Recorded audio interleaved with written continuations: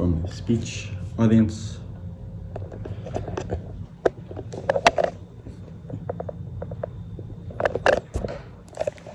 That's good.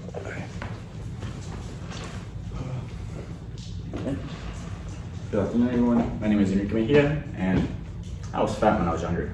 Now, I understand we all used to be a little bit fat when we were younger, but me, I was not. I didn't have the cheeks, I just had the big belly, 2 chins, big arms, big old legs.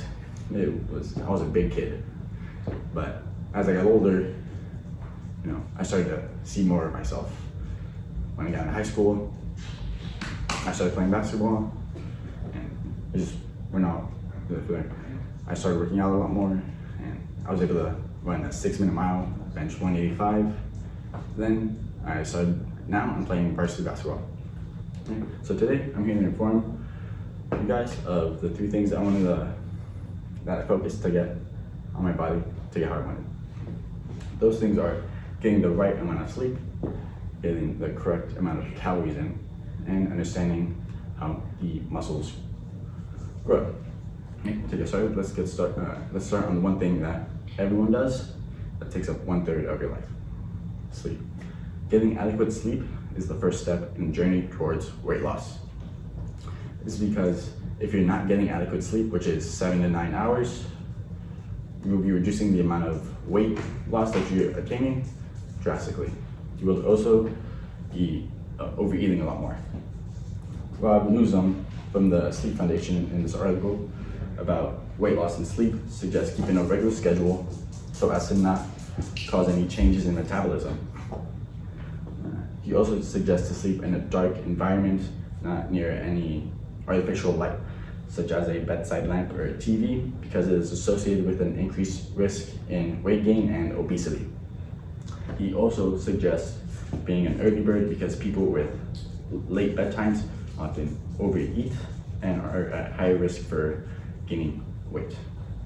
So now that you have the gist of your sleep schedule, we can now get started on our caloric intake. And the caloric intake is very important because that's the main thing that decides whether you go up in weight or down in weight. To get started, we're gonna figure out how to figure out our own caloric maintenance intake. So to get started, you take your weight in pounds, divide that by 2.2 to get into kilograms, multiply by 30 to get your caloric maintenance intake. And that's basically how many calories you want to eat per day to maintain your body weight and the way you look. If you eat under that, that's when you're gonna lose weight. Eat over that, you're gonna gain weight. But if you eat too much over, you're gonna gain weight drastically. If you eat too much under, you're gonna lose weight drastically, and both are never good. And now, since we know that exercising burns calories, how can we add that into our caloric intake so that we don't feel tired, running on fumes from not eating enough? Well, according to the Films Media group, standard activity levels are broken into 4 categories: sedentary, low active, active, and high active. So sedentary means you're not moving around too much. You get to work, you come back, stay in bed, sit on the couch, you don't really work out. Low active means that you somewhat care. It's about working out equivalent to walking 2 miles. Let's say you take the stairs instead of taking the elevator to work, you walk your dog a little bit more. Active is about your average gym-going person. They lift weights 30 minutes and they run. And that's equivalent to walking about 5 miles. Now, very active is equivalent to walking 10 miles. It's your average athletic person. People who play sports, football, basketball, soccer, they practice 3 times a day, strength training, conditioning, then their practice. So they do a lot there. Now, how do you calculate that? It's hard to do it yourself, it's a lot of math. But Films Media Group suggests going online and just typing in estimated energy requirements calculator into your average search engine, and there you fill in information, height, weight, gender, all that good stuff. And then it will give you your maintenance calories in terms of your activity. And you want to stay about 200 to 400 calories underneath that to lose good amounts of weight. So you're not losing excessive amounts of weight. Right? And if that does happen, you are way too much under, it can lead to keeping unwanted fat on your body. Speaking about fat, let's talk about its counterpart, the muscle. Understanding how muscle growth works is very important because it allows you to build the muscle where you want in good amounts of time.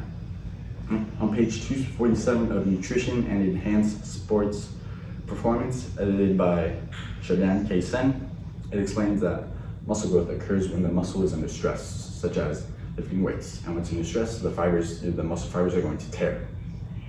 The body then realizes, so it sends enzymes and proteins to fix it, to make it bigger, make it stronger. And in doing so, you're going to be able to move bigger weight. But making it bigger and stronger takes time. And if you don't take the correct amount of time between workouts, you're not going to be able to gain good muscle mass. A good example of this, of a good way to stretch out, it's a little bit blurry, but at the top on Monday, you're going to be hitting chest. Hitting your chest, you would say bench press. Then Tuesday, you're at your back. Wednesday, bicep. Thursday, triceps and abs. Friday, shoulders, deltoids. Saturday, legs, and Sunday, your rest. This is a good example of spacing out what you need to be working out, because then it allows great time for your muscles to rest. Because on Monday, you hit chest, Tuesday, back. If you hit chest, you're not going to be getting optimal chest growth.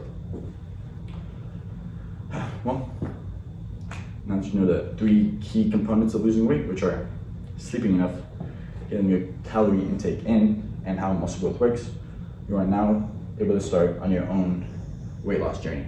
Thank you for your time.